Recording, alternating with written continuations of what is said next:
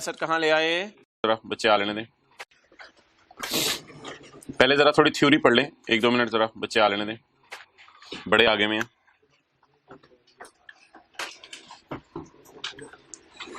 Section से 76 निकालें और निकालें जल्दी सेक्शन 76 सुबह सुबह बुलवा।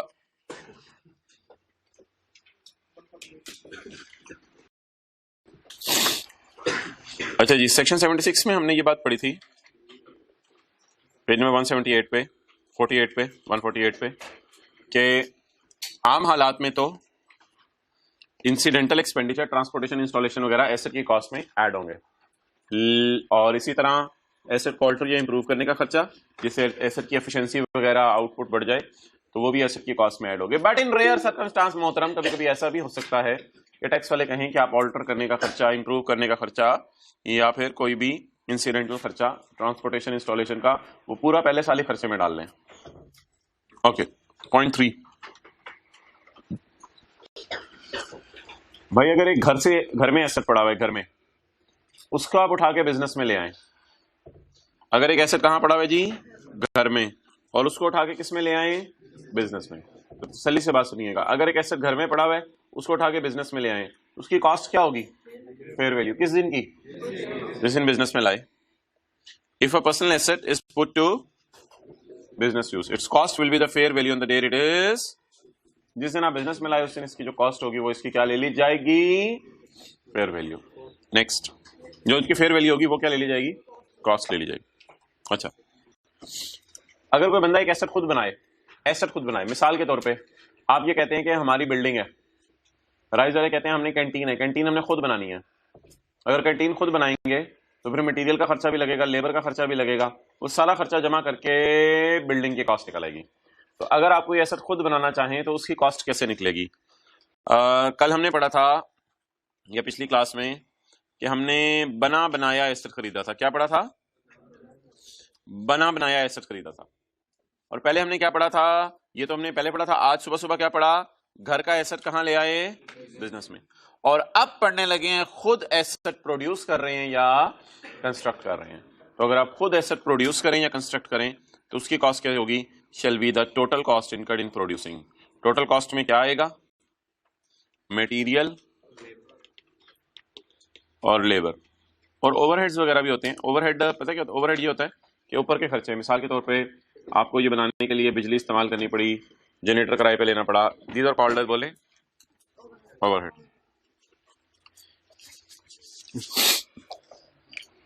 The cost of produced or constructed asset shall be total cost incurred in producing or constructing the asset plus any जरूरी खर्चे, प्लस एनी जरूरी खर्चे। जाहिर बात है जरूरी खर्चों में मटेरियल, लेबर के खर्चे ही ऐड होंगे। And expenditure paid to alter, और बाद में उस बिल्डिंग के ऊपर आपने एक और कमरा डालना पड़ा, या उस बिल्डिंग के अंदर आपको से कोई किचन बनाना पड़ा, तो वो भी एसेट की कॉस्ट का पार्ट होगा, ऑल्टर और इंप्रूव। ओके, अच्छा ये ना आदि हम बस न्यूमेरिकल जो कल वाला कर रहे थे उसके ऊपर किधर है, पेज नंबर 196।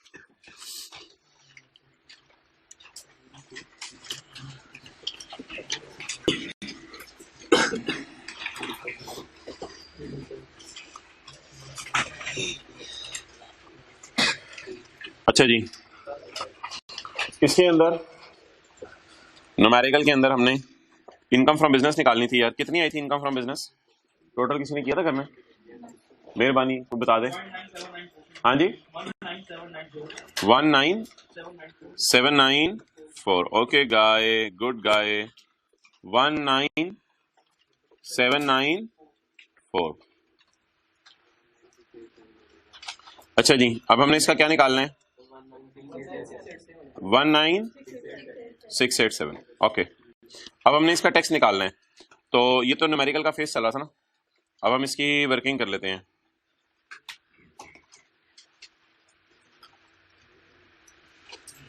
चलें जी, करवाएं इनकम फ्रॉम बिजनेस के, ये न्यूमेरिकल का फेस है। मिस्टर का नाम क्या है, सिकंदर। छोड़ें यार, आप लोग ना बताया करें, मैं यार आप रिकॉर्डिंग करो, मैं पढ़ाता हूँ, आप रिकॉर्डिंग करो। Income and tax there on tax year 2024। अच्छा जी, इनकम फ्रॉम बोले तो 1968, ये है रुपीज इन 1000, और इसके अलावा इसकी और कोई इनकम नहीं है। टैक्सेबल इनकम बोले 19687। अब हम इसका टैक्स निकलवाएंगे। मोहतरम सिर्फ इनकम फ्रॉम बिजनेस कमा रहा है, सैलरी नहीं कमा रहा, तो कौन सा टेबल लगेगा? टेबल 1 लगेगा, 19687। लेकिन please please please please please please please please please page number 5 पे, अगर मैं पेज नंबर 5 तो नहीं है किताब का, पता नहीं कौन सा पेज है, अगर मैं पेज नंबर 33 पे आता हूं तो मोहतरम 19687 नहीं है। ये जो मैं देखने आया हूं 19687। ओ ओ ओ, आखिर में 3 जीरो भी तो है, तो 19.6 मिलियन है, तो सीरियल नंबर गाय 8 लगेगा। हर गाय को समझ आई? सीरियल नंबर 8 लगेगा। तो अब 1220000, और बोले 1220, कौन सा जीरो? 122000,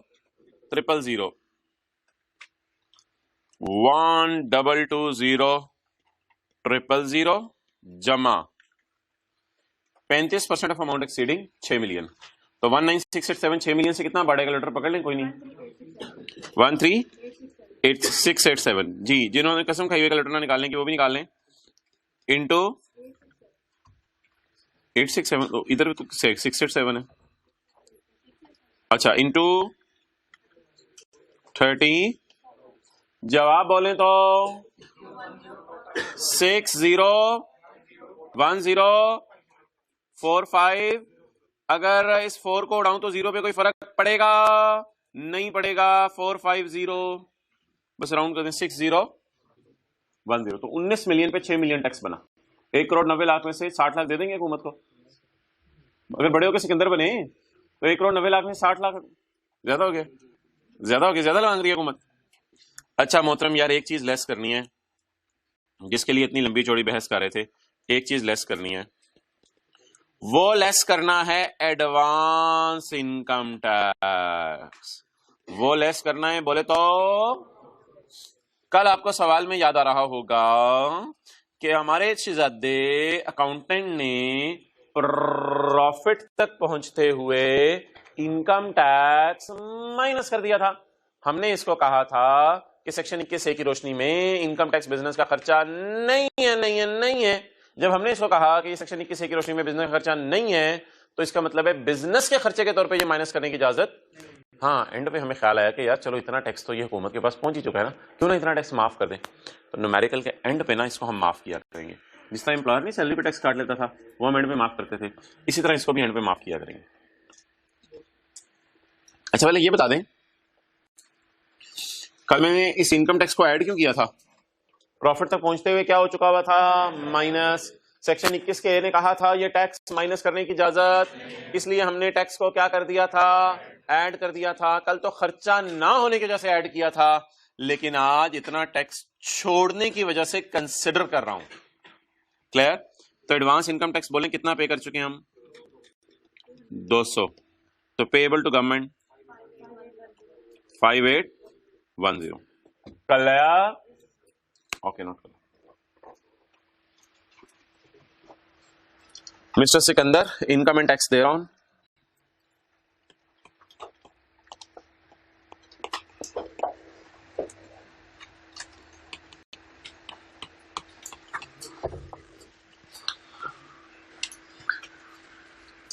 डन। अच्छा तो यार ये इसका टैक्स हमने माफ क्यों किया है? इसलिए कि ऑलरेडी हुकूमत के पास इसका इतना टैक्स पहुंच चुका था। क्या? अच्छा ये एक ही दफा जगह बनवा दे, मैं जरा रोक रहा हूँ, बाकी रोज में भी ना एक दो बंदे की जगह बनवा दे। एक ही दफा जरा जगह बनवा दे, एक ही दफा।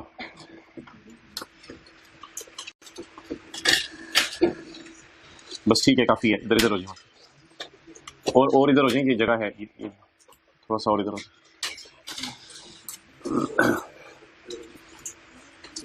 ओके, और इधर हो जाए, ये जगह। अच्छा जी आगे चलें। तो motor it is done now. अब सवाल पता क्या है? एक सवाल पूछ लो, खड़े हो जाओ। डरोगे तो नहीं, घबराओगे तो नहीं, बदले तो नहीं लेके आओगे? एक सवाल का जवाब दे दो यार, एक बड़ा बोल्ड सवाल है। पूछने को दिल तो नहीं चाह रहा, लेकिन यही मौका है शायद पूछने का, इसके अलावा मौका भी ना मिला पूछने का। Page 72, small and medium enterprise. ये Sikandar small and medium enterprise नहीं है? इसकी सेल 250 मिलियन से कम नहीं है?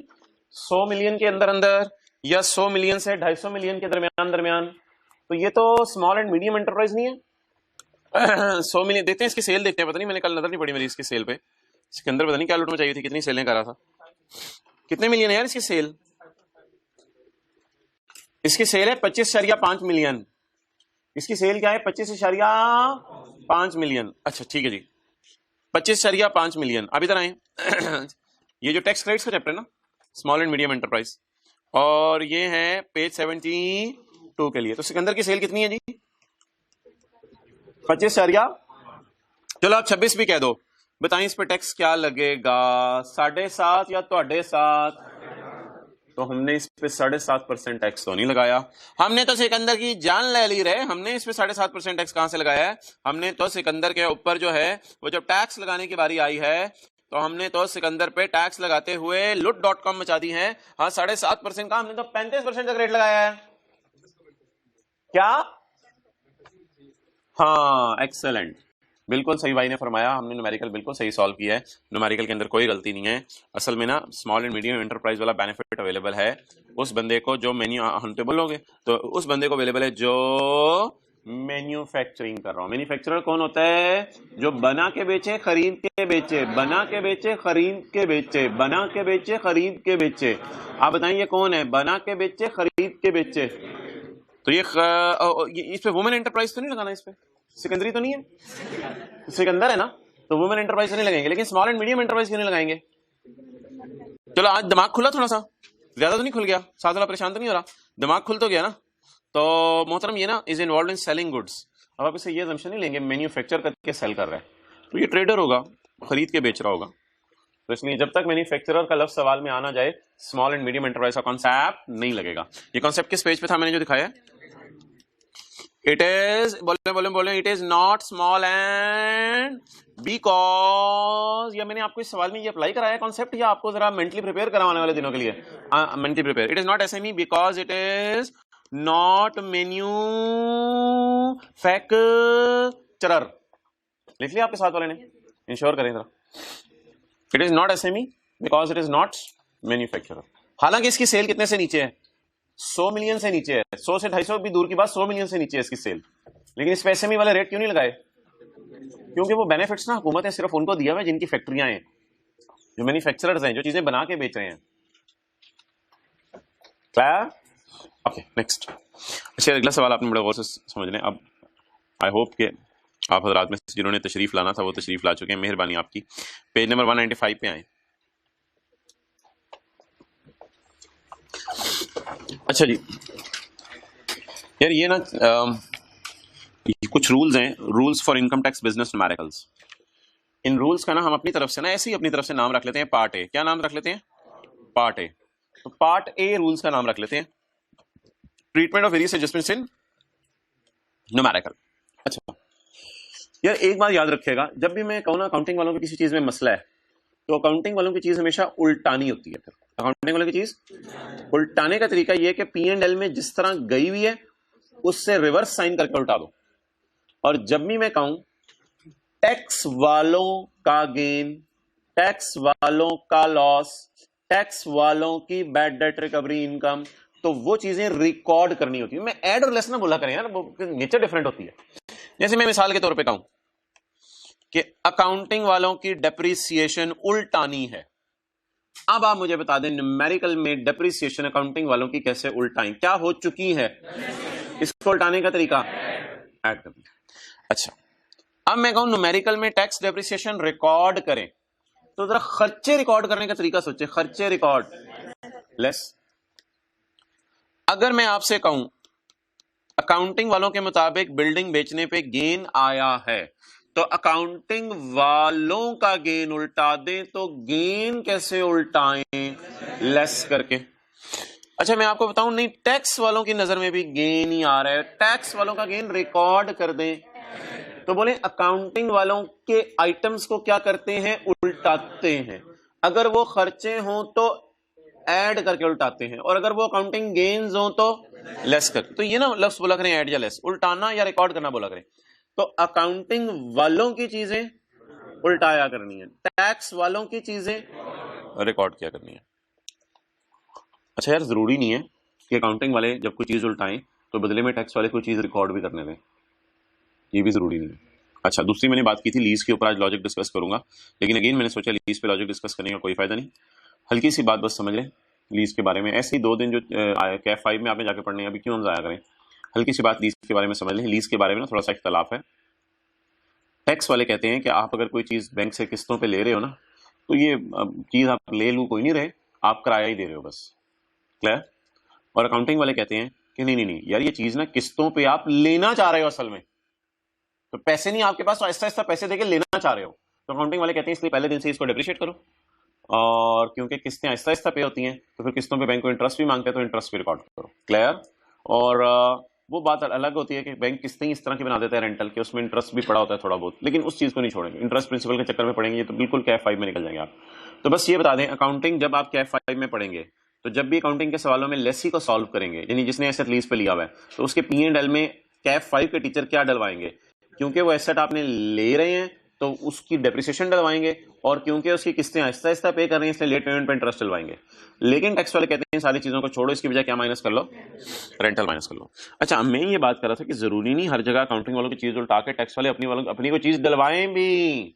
ठीक है, अब्बा जी कह रहे थे बेटा ये भी दे दो, अब्बा इसके बदले में क्या देंगे, अब ये भी दे दो, अब्बा इसके बदले में मुझे क्या देंगे, मोटरसाइकिल भी आपने मेरा ले लिया, इसके बदले में मुझे क्या देंगे। लेकिन जरूरी नहीं हर चीज लेके बदले में कुछ दें। अच्छा, तो अकाउंटिंग वालों की डेप्रिसिएशन आपको पता है उल्टाई जाती है, बदले में टैक्स वाले कहते हैं यार डेप्रिसिएशन हमारी वाली और इनिशियल लॉस माइनस कर लो, और हाँ ना कर दें, इतना मुंह हिला दें नहीं आना किया जा रहा तो। अच्छा, ये दूसरा पॉइंट छोड़ें। रनिंग लीज मतलब है कि लीज अभी चल रही है, एक है लीज खत्म हो जाना, वो भी हम किसी दिन पढ़ेंगे, लीज खत्म हो गई है। रनिंग लीज का मतलब है लीज चल रही है। तो अकाउंटिंग वालों की डेप्रिसिएशन और इंटरेस्ट उल्टाएंगे, इसकी बजाय रिकॉर्ड क्या करेंगे, लीज रेंटल क्रेडिट। क्लियर, यही ठीक है कल हम लोगों ने, मैंने रिवर्स रिकॉर्ड का लिखा हुआ है, उल्टाओ और रिकॉर्ड करो। नेक्स्ट, डेटर्स में प्रोविजन होते हैं अंदाजा, प्रोविजन उल्टाएंगे। कल एक्चुअल बैड डेट अवेलेबल नहीं थे सवाल में, अगर अवेलेबल होते हैं तो एक्चुअल बैड डेट टैक्स वाले माइनस करने देंगे। क्लियर। लेकिन यार कुछ जगह ऐसी हैं कि हम चीजें उल्टा रहे होंगे, बदले में रिकॉर्ड कुछ नहीं कर रहे होंगे। मिसाल के तौर पे फाइन टू गवर्नमेंट है, इनकम टैक्स है, सैलरी पर मंथ है एक्सीडिंग रुपीज इतने, 25,000 per month paid in cash, contribution to unrecognised fund है। ये न्यूमेरिकल में जो वर्किंग वन चल रही है ना बिजनेस की, उस वर्किंग वन की बात कर रहा हूं। तो वर्किंग वन में आप ये सारे खर्चे उल्टा देंगे ऐड करके, लेकिन इसके बदले में टैक्स वाले ये नहीं कहेंगे कि फाइन माइनस ना करो, चलो फाइन ही कर लो, ऐसी कोई कॉन्सेप्ट नहीं है। लेकिन अकाउंटिंग डेप्शन माइनस ना करो, चलो टैक्सेशन माइनस कर लो, ऐसा कॉन्सेप्ट जरूर है। अकाउंटिंग अमोर्टाइजेशन माइनस ना करो, चलो टैक्स अमोर्टाइजेशन माइनस कर लो, ऐसा कॉन्सेप्ट जरूर है। अच्छा यार, कुछ खर्चे होते हैं allowed, such as fine not paid to government, paid होना चाहिए था, fine not paid to government, property tax, token tax, all taxes other than income tax. ये वाले जो खर्चे हैं ना, इनको उल्टाना भी नहीं पड़ता, क्योंकि अगर प्रॉफिट तक पहुंचते हुए कोई प्रॉपर्टी टैक्स माइनस हो गया है तो अकाउंटिंग वालों ने माइनस कर लिया है, टैक्स वाले कहेंगे हाँ सही माइनस किया है, चलो आगे। तो कुछ करना पड़ेगा, कुछ नहीं करना पड़ेगा, कुछ करने की जरूरत नहीं होगी। तो मोहतरम, इसलिए कुछ खर्चे, इन खर्चों को इग्नोर करना है, इन खर्चों को इग्नोर करना होता है न्यूमेरिकल में। क्लियर। और इन खर्चों को ऐड करना होता है। क्लियर। कुछ फायदा हुआ इस टेबल का, कुछ माइंड मैप बने। अच्छा जी, तो जो एसेट हमने बाजार से खरीदे हुए हैं उनके बारे में रूल बताएं। अकाउंटिंग वाला डेप्शन उनकी ऐड करेंगे और बदले में टैक्स वाला डेप्शन माइनस करेंगे। और जो एसेट हमने लीज पे लिए हुए हैं उनकी अकाउंटिंग डेप्रिसिएशन और इंटरेस्ट को ऐड करेंगे और दीवाना वार उसका दिल खंगोल के अंदर से रेंटल निकालने की कोशिश करेंगे। क्योंकि मैंने आपको कहा था मोहतरम, माशाल्लाह आप तो मेरे से ज्यादा समझदार हैं, कुछ चीजें इंसानों के चेहरों से पता चल जाती हैं और कुछ के लिए दिल खंगोलने पड़ते हैं। तो मोहतरम, ये जो न्यूमेरिकल का फेस था, कुछ चीजें तो यहाँ से पता चल रही थी, अकाउंटिंग डेप्शन में मसला है, फलां में मसला है, लेकिन कुछ चीजें तो अदर इन्फॉर्मेशन से पता चली। तो सिमिलरली कुछ चीजें जो है वो आपको न्यूमेरिकल के फेस से पता चले करेंगी, कुछ चीजें अदर इन्फॉर्मेशन से पता चलेंगी। अच्छा, मैं ये पूछ रहा था आपसे कि एक चीज का लोर हुई थी, पॉइंट 4 हमारा भी पेंडिंग है, बाकी सारे पॉइंट में करा दिए, पॉइंट 2 रह गया, वो पढ़ ले, पॉइंट 4 फिर कभी करेंगे।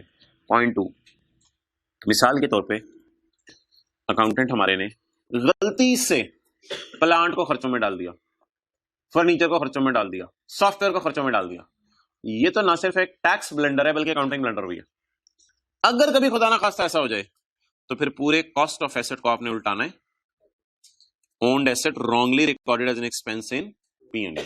जैसे कल वाले सवाल में कौन सा था, सॉफ्टवेयर था, कौन सी एडजस्टमेंट में, एडजस्टमेंट नंबर VI में, एडजस्टमेंट नंबर VI में, सिकंदर वाले सवाल में, सिकंदर, ये इसकी मिसाल है।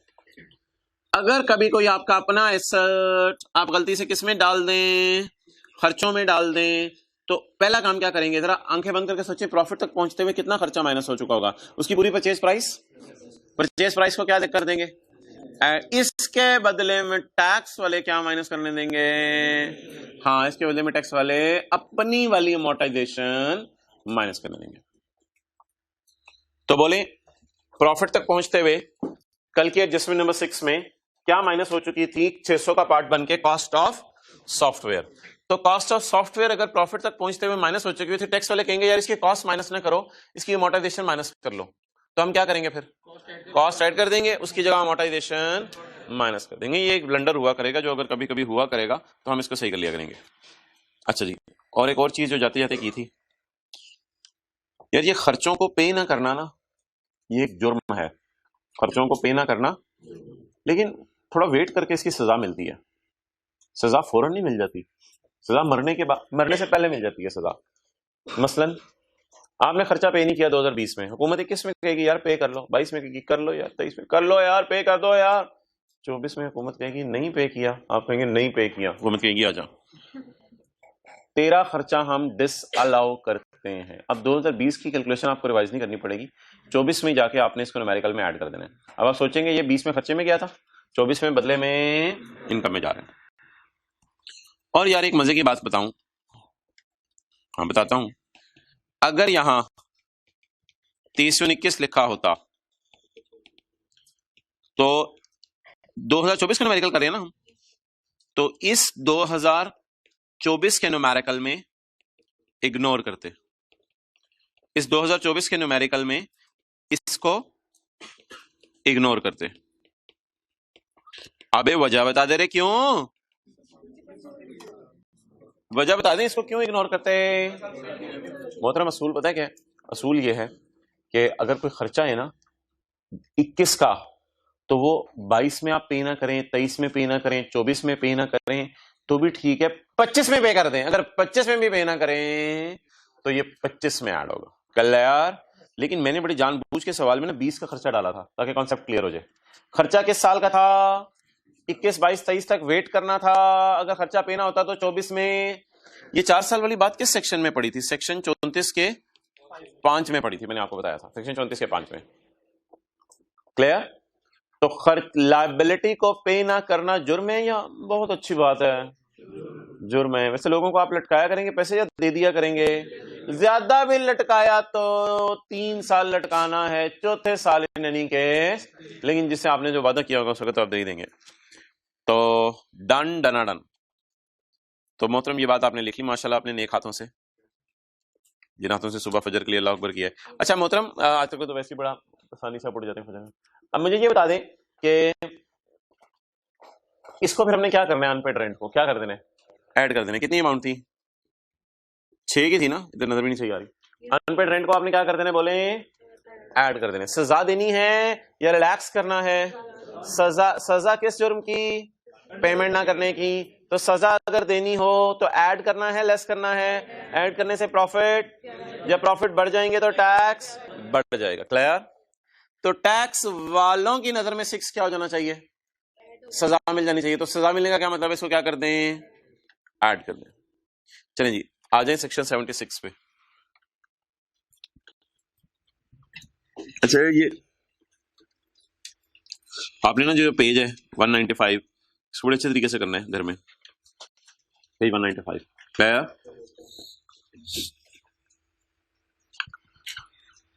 सेक्शन 76।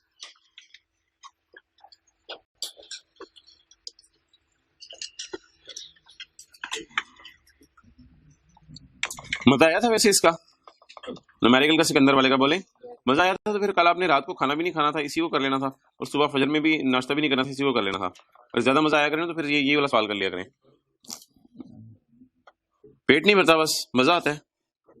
पेज 148, लेट आने वालों अल्लाह आपका भला करे। हमने पॉइंट 3 और 4 कर लिया है, हम बहुत आगे निकल गए हैं, अल्लाह ही आपका भला करे, और ना आने वालों को तो अल्लाह ही पूछे। अच्छा पॉइंट 5 नहीं, अब तो शुरू होने लगा है।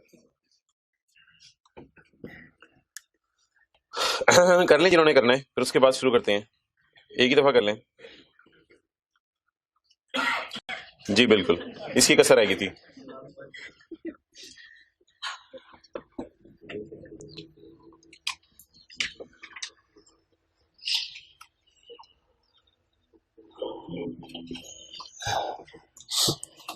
ओहो,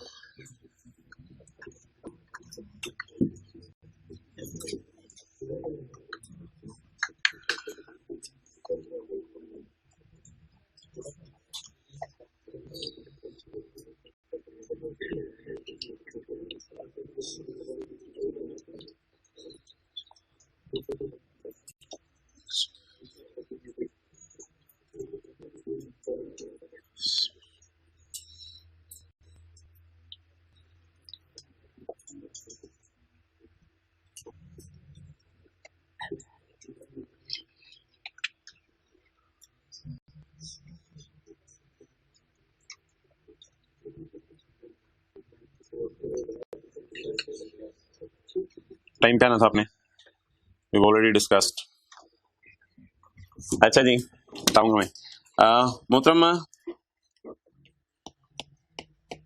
कई दफा आपको फिक्स्ड एसेट बाय करते हैं, उस पर सब्सिडी मिलती है या ग्रांट मिलती है, ठीक है जी। अच्छा ये ना, ये जो चीजें अब मैं पढ़ाने लगा हूँ ये ना टेंशन मांगती हैं, ये सिर्फ आज का दिन सेक्शन 76 में जरा ज्यादा टेंशन देनी पड़ेगी। कई दफा हुकूमत हमें सब्सिडी या ग्रांट देती है। सब्सिडी या ग्रांट ये होती है कि हुकूमत कहती है यार हम आपको जो है ना, आप एसेट खरीदने लगे हो ना, तो इसमें ना 2 लाख हमारी तरफ से। आप कहते हैं नहीं नहीं नहीं नहीं नहीं, हुकूमत कहती है चलो खैर, आप नहीं नहीं नहीं 2 लाख आप हुकूमत से ले लेते हैं।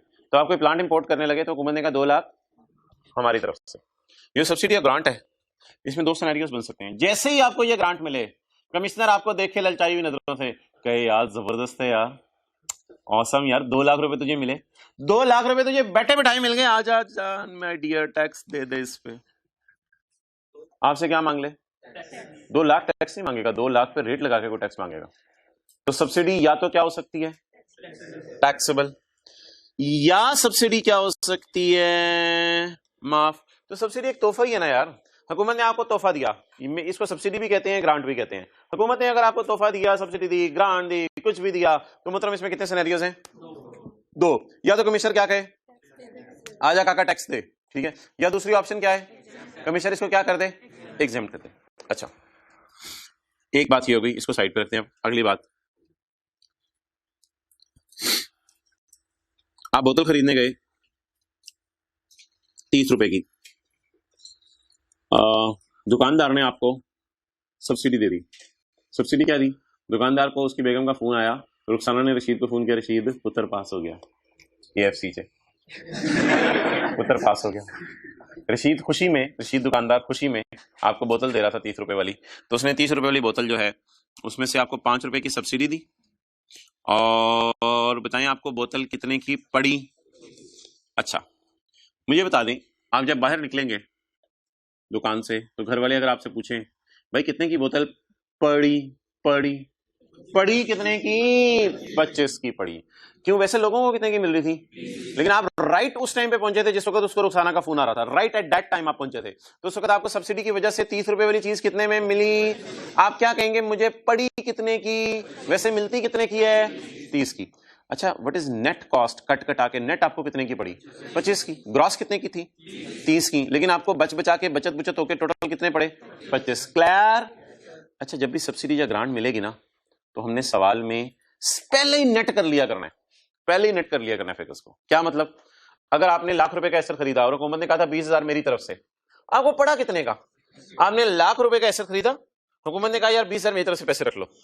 आप बताएं, आप लाख रुपए सप्लायर को दिया आपने और 20,000 हुकूमत से लिया आपने, आपको वो प्लांट पड़ा कितने का? 80,000 का। तो जब भी टैक्सेबल हो या एग्जेम्प्ट हो, इस बहस को जरा साइड पे रखें। जैसे ही सवाल में सब्सिडी या ग्रांट आया करेगी, हमने फौरन नेट से सवाल शुरू किया करना है। कहां से सवाल शुरू किया करना है? नेट से सवाल शुरू किया करना। डन। अच्छा, ये मैं सारा भी लिखवा भी देता हूं। ये ना आप ऐसा करें, आप आ जाएं पेज नंबर 150 पे। पेज 150 पे कहीं जगह ढूंढ के जो मैंने बात आपको अभी बताई है,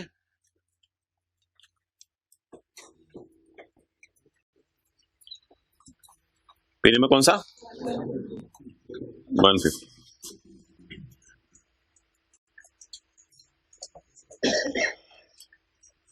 लिख लें जी। पहले तो लिख लेना सब्सिडी कितने किस्म की होती है? 2 किस्म की, एक एग्जेम्प्ट और हो सकता है नीचे भी इसके मैंने कुछ लिखवाना हो, तो बहरहाल जगह है आखिर में सफे के, हल्की सी एक लाइन और लिखवानी होगी। देखे ना यार, इनके नीचे हो सकता है एक लाइन और छोटी सी लिखवानी हो, तो बस इस तरह प्लान करके लिख लें। सब्सिडी क्या क्या हो सकती है जी? एग्जेम्प्ट भी हो सकती है और एसी बंद करवाना है। एसी बंद करते हैं, किसी का रिमोट है? अच्छा चलो बंद करते हैं। क्लियर। अच्छा जी, अगली बात मैं कुछ और कर रहा हूं। चाहे सब्सिडी एग्जेम्प्ट है या टैक्सेबल है, इस कॉन्सेप्ट को फारक करें। जब भी आपको सब्सिडी मिलेगी, आपने किससे शुरू करना है? नेट से शुरू करना है। यानी आपको चीज कितने की पड़ी। अच्छा,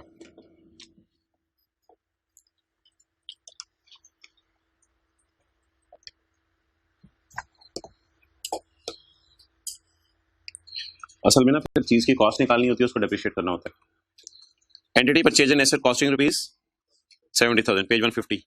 subsidies receive from government in this regard 15,000। अगली बात मैंने काट दिया। अच्छा जी, बोले जी, एसेट कितने का खरीदा? 70,000 रुपए का। फर्ज करें कि एसी आपने खरीदा, एसेट 70,000 रुपए का खरीदा। सप्लायर को कितने पे किए? 70,000। हुकूमत, ये तो आपका आउटफ्लो हो गया ना, आउटफ्लो हो गया। और आपका इनफ्लो 15,000। 15,000 किसने, किसको, किस बात पे दिए? गवर्नमेंट ने हमें दिए एसेट खरीदने के ऊपर। तो बोले हमें पड़ा कितने का? पड़ा कितने का? तो अगर मैं सॉल्व करूं तो मेरी कॉस्ट कट कटा के कितनी? बस आपने डायरेक्ट 55 से पेपर में शुरू कर दिया करना है। बेशक कैलकुलेटर पे भी 70 - 15 ना करें, आमतौर पे ऐसा करना नहीं होता, 70 - 15 करके शो करना है, लेकिन मैं आज की बात के लिए कर रहा हूं। ठीक है, आप इसको शो ना करें, कोई मसला नहीं। क्लियर? तो बोले जी कट कटा के कितने का पड़ा? 55 का। क्लियर? अच्छा, अगला सवाल, मैंने ये लाइन काटी हुई अभी। An entity purchase an asset costing ₹70,000। अच्छा, एक बात याद रखिए, आप डेप्रिशिएट आप किसको करेंगे? 55 को। और अगर एसेट फुली डेप्रिशिएट हो गया तो मैक्सिमम कितना डेप्रिशिएट होगा? 55। लेकिन पहले साल कॉस्ट पे रेट लगाएंगे, पहले साल ही 55 डेप्रिशिएट हो जाएगा या आहिस्ता आहिस्ता डेप्रिशिएट होगा, लेकिन in the end of life कितना डेप्रिशिएट हो चुका होगा? 55। अच्छा, in the second scenario, solution मत देखें, स्क्रीन की तरफ देखें यार। An entity purchase an asset costing ₹, subsidy received from government in this regard is 15,000। तो अगेन जी शुरू करवाएं, कॉस्ट बताएं, नेट कट कटा के कितने की पड़ी? 55,000 की। अच्छा, अब ना ये देखिएगा यार, इधर सब्सिडी क्या थी और इधर सब्सिडी। मोहतरम, इन दोनों सूरतों में ना ट्रीटमेंट डिफरेंट होगी, इन दोनों सूरतों में ट्रीटमेंट डिफरेंट होगी। अब आपने जो 15,000 माइनस किया हुआ है ना, उसको ऐड करना पड़ेगा दोबारा। वो जो माइनस किया हुआ ना, फील हो रहा है 15 माइनस किया हुआ है, देखें इसको, फील हो रहा है 15 माइनस किया हुआ है, देखें इसको, फील हो रहा है 15 माइनस किया हुआ है, इसमें से फील हो रहा है, इसमें से 15 माइनस किया हुआ है। ये नेट कट कटा के है, इसमें आप ऐड बैक कर दें दोबारा। सब्सिडी कितनी? कॉस्ट शूट अप करके किस पे पहुंच गई? दोबारा वहीं आके खड़ी हो गई, कितनी? अब आप कहेंगे माइनस भी किया, ऐड भी किया, इसकी क्या जरूरत थी? इस बात को छोड़ने जरा। अच्छा, अब इसकी लॉजिक, अब इसकी लॉजिक, अब इसकी लॉजिक। अच्छा, इधर ना देखिए, दो मौके हैं, दो मौके हैं, दोनों मौकों पे खिंचाई नहीं होनी चाहिए बंदे की। एक मौके पे रिलैक्स करना चाहिए, दूसरे मौके पे खिंचाई होनी चाहिए उसकी। तो जैसे ही आपको 15,000 मिला था ना, तो हुकूमत ने कहा था इस 15,000 पे टैक्स ना दो, इस 15,000 पे टैक्स। बोले खुशी मिली होगी, गम मिला होगा? खुशी मिली होगी। क्या खुशी मिली होगी? कि हुकूमत ने क्या कहा? टैक्स, आपको खुशी मिली, आप घर जा रहे थे, आपने कहा यार 70,000 का खरीदा हुआ मैंने, इंशाल्लाह 70,000 को डेप्रिशिएट करूंगा। कमीशन ने कहा नहीं नहीं नहीं नहीं नहीं नहीं, 70,000 डेप्रिशिएट नहीं करने दूंगा, कॉस्ट को गिरा के 55 पे ले आया। अब बता दें आपका दिल क्या चाह रहा था, पढ़ा मुझे पता है 55 का, वैसे ही एसेट के बिल देख के बताएं दिल क्या चाह रहा था, डेप्रिशिएट किसको करते हैं 70 को, लेकिन हुकूमत, लेकिन अब लॉ मेकर कह रहे हैं कितने को डेप्रिशिएट करें, जैसे गाड़ी नहीं होती थी 26 लाख वाली, आप उसे 25 लाख पे ले आते थे, अब ये एसेट 70 वाला, आप उसकी बजाय कितना डेप्रिशिएट करेंगे, अब जब आप 55 डेप्रिशिएट करेंगे तो डेप्रिसिएशन कम रिकॉर्ड होगी, और अगर अच्छा होता 70 होता तो भी डेप्रिसिएशन ज्यादा रिकॉर्ड हो जाती, और अगर डेप्रिसिएशन ज्यादा रिकॉर्ड हो जाती तो फिर तो मजे हो जाने थे, क्या मजे हो जाने थे, खर्चे बढ़ जाने थे, लेकिन अब तो ऐसा नहीं हो रहा। दोबारा सुने, दोबारा सुने। अच्छा मुझे दोबारा सुने। अच्छा कट कटा के एसेट पड़ा कितने का 55 का, ये तो पेपर में इस तरह हमने लिखा है करना है, ऐसे लॉजिक की बात कर रहा हूं। जब आपको 15,000 मिले, हुकूमत ने जब आपको कितने दी, हुकूमत ने कहा ये ले रसीद पकड़ 15,000, आपने इसमें 15 और भी नोट है 14, तो जैसे ही आपको पकड़ाए गए 15,000 तो कमिश्नर ने क्या कहा, चल यार मैंने तो सुना है ये 15,000 तुझे माफ हो गया, जैसे ही ये 15,000 माफ हुआ आपको मिली खुशी, आपने ये खुशी अब्जॉर्व भी नहीं की, आपने अभी ये खुशी अब्जॉर्व भी नहीं की थी कि अगली खबर मिली, भाईजान भाईजान आपका एसेट 55 का है, आप मुंह नीचे करके परेशान हो गए ना, तो बेगम ने आएगा खुशी भी मिली गम भी मिला, बैलेंस हो जाओ, शाबाश। अच्छा क्वेश्चन नंबर 2, क्वेश्चन नंबर 2 में कितना तोहफा मिला, मैं तोहफा कहता हूँ सारे को देखते हैं प्लीज, इधर देखा करें। क्वेश्चन नंबर 2 में कितना तोहफा मिला, 15,000 का तोहफा मिला, क्लियर। ये जो 15,000 का तोहफा है ये क्या है, टैक्सेबल है, आपने बना लिया मुंह, टैक्स लगा रहे हैं मेरे से, उन्होंने कहा रिलैक्स करते रहे, 70 का ही मानूंगा, चलो शुक्र है। कट कटा के पड़ा कितने का था, लेकिन मेरे एसेट की प्राइस क्या मानी जाएगी 70, अब जब 70 मेरे एसेट की प्राइस मानी जाएगी तो 70 डेप्रिशिएट होगा पूरा, उसमें वो वाला 15 भी डेप्रिशिएट होगा, तो डेप्रिसिएशन बढ़ने से मेरे खर्चे बढ़ जाएंगे, खर्चे बढ़ने से प्रॉफिट, और मैं काम टैक्स दूंगा। तो कोई इस किस्म की लॉजिक है इसकी, लेकिन लॉजिक को क्या करना छोड़े परे, हमने इस तरीके से पेपर में चलना है। वो सवाल है, आप लोग सवाल पूछ लें जो पेपर में करने में, मैं बता दूं आपको, पेपर में जब कभी एग्जाम्प्ट हुआ करेगी तो आपने, अच्छा आप लोगों के जहन में कोई और तरीका आ रहा होगा कि सर इस तरह अगर कर लें तो इस तरह भी ठीक है, उस तरीके को छोड़ें, तो पेपर में फिलहाल याद कर लें, मैं लेता हूं आपका सवाल, पेपर में इस वक्त एक चीज याद कर लें कि जब भी सब्सिडी नहीं, पहली बात, चाहे सिनेरियो 1 है चाहे सिनेरियो 2 है, चलना हमेशा नेट से है, ये बात बेसिक है, ये बात बेसिक है जो सबसे पहली है, चलना हमेशा नेट से। क्वेश्चन 1 हो या 2 हो, always start with net cost, always start with net cost, चाहे क्वेश्चन 1 हो चाहे क्वेश्चन 2 हो। स्टार्टिंग पॉइंट हमारा 55 होगा 70 होगा, स्टार्टिंग पॉइंट हमारा 55 होगा 70 होगा 55 होगा। अच्छा अगली बात को याद कर लें, बस अगली बात को आप लोगों ने लॉजिक के जरिए नहीं पेपर में अप्लाई करना, अगली बात याद रख लें, जब कभी एग्जाम हुआ करेगा तो बस, जब कभी एग्जाम तो ठीक है, आपने 55 को अपने हाल पे छोड़ देना, कुछ नहीं टच करना, बस 55 को ठीक है, गुड, आपने सही कर लिया। और जो ऐसे रट्टा मारने के लिए भी कुछ लोग करते हैं, एग्जाम्ट है तो चलो मैं भी रिलैक्स रिलैक्स फील करूं, एग्जाम्ट रिलैक्स, मैं भी चलो इसको 55 पर रहने देते हैं, ठीक है, कुछ छेड़ा-छाड़ी की जरूरत नहीं है। और अगर टैक्सेबल है तो छेड़ा-छाड़ी की जरूरत है, बल्कि टैक्सेबल अगर है ना तो फिर उसको थोड़ा बेनिफिट दे दें, क्योंकि टैक्स तो बेचारे ने दे दिया ना, उसको बेनिफिट क्या दे दें, उसकी प्राइस को बढ़ा के किस पे कर दे 70, हालांकि प्राइस कट कटा के वैसे पड़ी कितने की थी, और बताएं आपने वो जो चीज खरीदी थी दुकानदार से कट कटा के तो 25 की पड़ी थी, लेकिन हुकूमत ने बढ़ा के 55,000 वाली चीज को किस पे ले गए। अब सवाल पूछ लो जो पूछना है,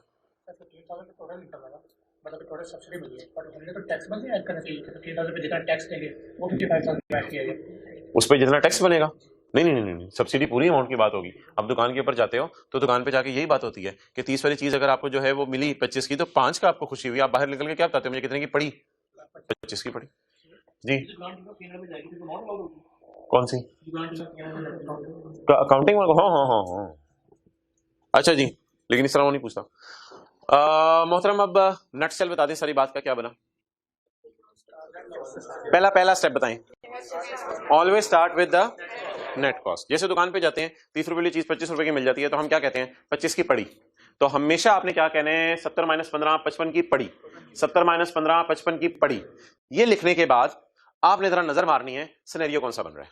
अगर हुकूमत कह रही है मैंने सब्सिडी पे तो मुझसे टैक्स नहीं लेना, तो आपको आज खुशी होगी, आपको आज खुशी होगी कि मैंने इस पर टैक्स, लेकिन उसको फौरन गम दे दें, ये गम की खबर सुना के कि तुम्हारे एसेट की प्राइस हमने कम कर दिया, तुम्हारी डिप्शन कम होगी, ये गम दे दिया आपने उसको, तो शायद ये लॉजिक है।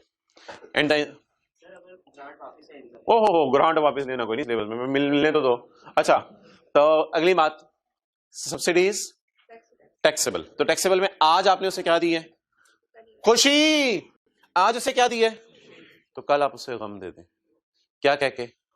सॉरी, आज गम दिया है, माजरत मेरे मुंह से निकल गया। अगर टैक्सेबल है तो आज क्या दिया है?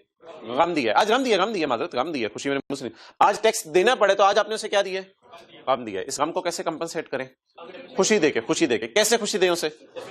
उसे पड़ा तो कट कटा के 55 का था, लेकिन दोबारा बढ़ा के उसका एसेट किस पे ले जाए?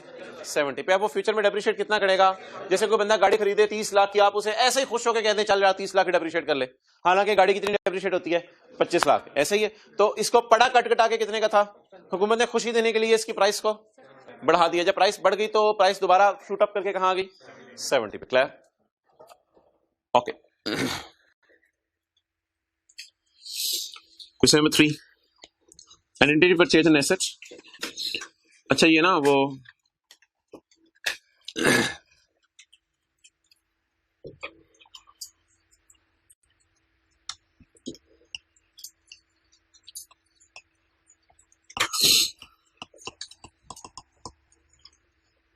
तो अगर सब्सिडी एग्जेम्प्ट थी तो हमने क्या किया था?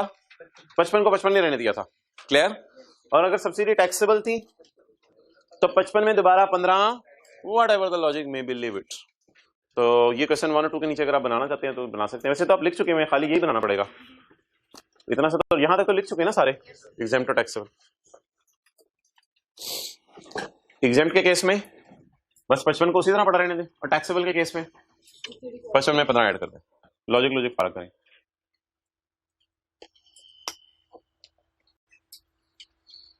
अच्छा जी, अब आप अगली बात पढ़ें।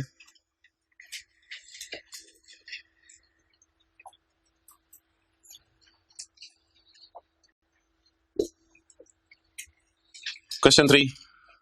यार इधर ऊपर देखा करें ना, आप सोल्यूशन साथ देख रहे होते हैं। An entity purchased an asset costing rupees 40,000. Loan received from government for buying this asset is, calculate the cost of asset। बताएं जी भाई। 40,000 ये तो सब्सिडी नहीं है ना यार, ये तो ग्रांट नहीं है। What is this? लोन तोहफा होता है या वापस करना होता है? ये तो सब्सिडी नहीं है। तो इसलिए this loan has nothing to do with the cost of asset. आपके पास 40,000 का आपने एसेट खरीदना था, पैसे नहीं थे, 12,000 आपने कौन से उधार ले लिया, कल कल को ये 12,000 वापस कर देंगे। What is the cost of asset? तो इग्नोर कर दें इस एसेट को। क्यों इग्नोर करें 12,000 को? वाइल कैलकुलेटिंग प्राइस एसेट की निकालते हुए इसको इग्नोर कर दें। ये सब्सिडी नहीं है, ये ग्रांट नहीं है, क्योंकि ये उधार है, ये वापस करना है। ग्रांट और सब्सिडी वापस नहीं करनी होती। वापस आ जाए। ये ना हमने अनलकीली पेज 149 पे पॉइंट 10 पढ़ा है। पेज 149 पे पॉइंट 10 पढ़ा है हमने।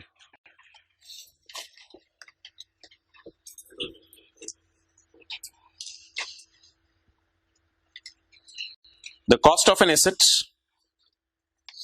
the cost of an asset। अच्छा इसमें पहले आगे पढ़ें, इसमें सेकंड पोर्शन पहले पढ़ें, वो ज्यादा समझ आएगा। However, if the grant, subsidy, rebate, commission और assistance is chargeable। Chargeable to tax का क्या मतलब होता है? एग्जेम्प्ट या टैक्सेबल? इसके मुख्तलिफ नाम बता दें सब्सिडी के। ग्रांट, सब्सिडी, रिबेट, कमीशन और assistance. However, if the grant, subsidy, rebate, commission is chargeable, then it will be added in net cost। ये net cost लिख लें वरना आपको कंफ्यूज करेगा। However, if the grant is chargeable, it will be added in net cost। However, if the grant is chargeable, it will be added in net cost। However, if the grant is chargeable, it will be added in। Clear? दोबारा बोले। However, if the grant is chargeable, if the grant is, it will be added। पहले net cost निकालें, फिर उसको दोबारा इसमें क्या कर दें? ऐड कर दें। अच्छा ये कौन सी ग्रांट होगी? जरा मुझे बताएं। टैक्सेबल वाली, एग्जेम्प्ट वाली? ये कौन सी बात मैंने पढ़ दी दूसरी लाइन में? टैक्सेबल वाली, एग्जेम्प्ट वाली?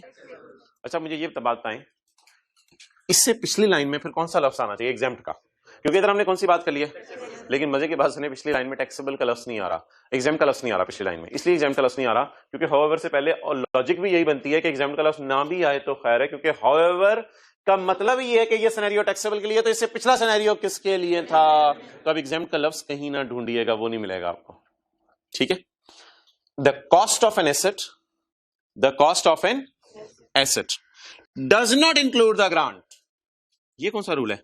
The cost of an asset does not include the cost में ग्रांट इंक्लूड नहीं करनी। इसको जरा याद करना पड़ेगा थोड़ा सा। The cost does not include the grant, cost में ग्रांट नहीं इंक्लूड कर देनी, बल्कि नेट करनी है उल्टा। The cost does not include the grant, लेकिन अगर टैक्सेबल हो तो फिर इंक्लूड या ऐड करना पड़ेगा। The cost of an asset does not include, बोले does not include the amount of any grant और other assistance received in respect of acquisition of asset. वो क्यों मिली थी ग्रांट? आपने क्या बाय करना था? बोले एसेट बाय करना था।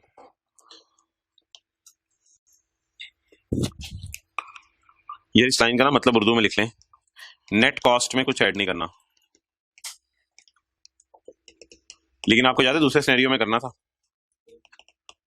इंग्लिश थोड़ी सी टफ है जरा। The cost will not include grant, does not की जगह विल लिख लें, शायद ज्यादा आसान लगे। The cost will not include amount of grant, cost में ग्रांट की अमाउंट नहीं डालनी। अच्छा यार एक एक्सेप्शन है। अच्छा वैसे ये ग्रांट कौन सी है?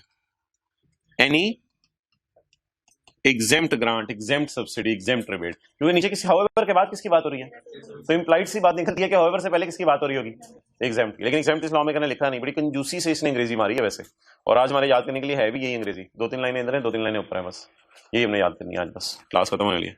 ओके यार ये क्या है? देखो इधर इधर देखना जरा। एग्जेम्प्ट वाली तो हो गई थी एग्जाम्पल नंबर 1 मेरे ख्याल से, और टैक्सेबल वाली ये क्या है? Other than loan. कहते लोन पे ये सेक्शन नहीं लगता। Other than loan, other than कहते लोन को तो बाहर ही निकाल दो, लोन पे ये सेक्शन में लगाना ही नहीं चाहता। लोन क्या होता है? ग्रांट होती है या वापस करना होता है? अच्छा ये तो बात आपको पता है ना, कभी कभी लोन पे इंटरेस्ट देना होता है, कभी इंटरेस्ट नहीं देना होता है। कहते हो सकता है लोन पे इंटरेस्ट देना हो या ना देना हो, इससे कोई फर्क नहीं पड़ता। बस लोन के बारे में जनरल रूल क्या है? अगर लोन मिल गया आपको एसेट खरीदने के लिए, तो आपने उस लोन को सवाल में क्या कर देना है? इग्नोर कर देना है। ओके इग्लू,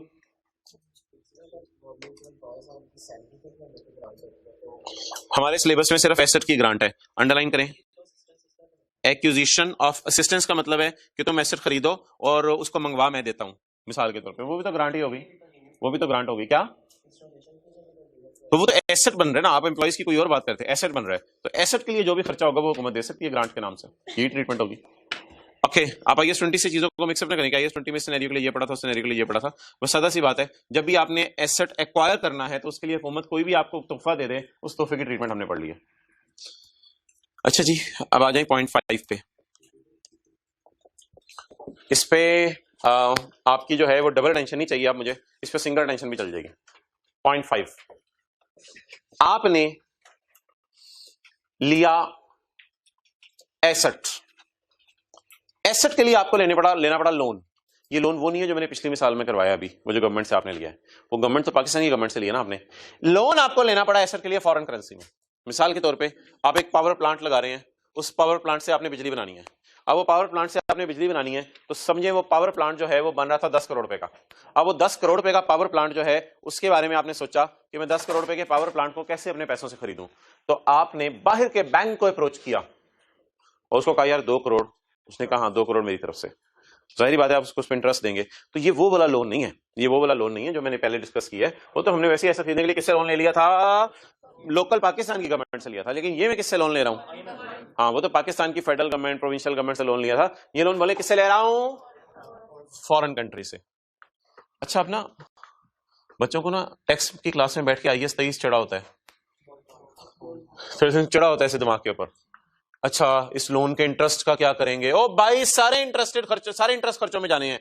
इंटरेस्ट की मैं बात कर ही नहीं रहा, इंटरेस्ट के बारे में आपसे बात हो चुकी भी है पेज नंबर 147 पे। पेज नंबर 147 के ऊपर इंटरेस्ट के ऊपर आपसे बड़ी तफसीली बात हो चुकी भी है। सेक्शन 28 के अंदर any interest paid by person is allowed as deduction. Interest तो सारे खर्चों में जाते हैं, चाहे आप पाकिस्तान की हुकूमत से लोन ले लें बिजनेस के लिए, चाहे आप बाहर की कंट्री से जो है वो लोन ले लें, सारे इंटरेस्ट खर्चों में जाते हैं। हमारे जो टैक्स है, जिन्होंने FR1 में बोरिंग कॉस्ट पढ़ा उनसे बात कर रहा हूं, बाकी लोग छोड़े, तो ऐसे ही अजीब सी चीजें सोच रहे होते हैं, इस वजह से परेशान हो रहे होते हैं। तो हमारा जो टैक्स लॉ है इसमें कोई तसव्वुर नहीं है इंटरेस्ट को एसेट की कॉस्ट में डालने का। इंटरेस्ट हमेशा किस में जाएगा? P&L में, खर्चे में जाएगा। अच्छा, अभी मैं कुछ और बात कर रहा हूं। आपने लिया फॉरेन करेंसी लोन, फर्ज करें आपने फॉरेन करेंसी लोन लिया $1, आपने बाहर के मुल्क से को फोन किया, बाहर के मुल्क को कहा यार मैंने प्लांट खरीदना है 1 करोड़ रुपए का, मुझे उधार दे दो। बाहर के मुल्क ने कहा अच्छा कितने का डॉलर चल रहा है?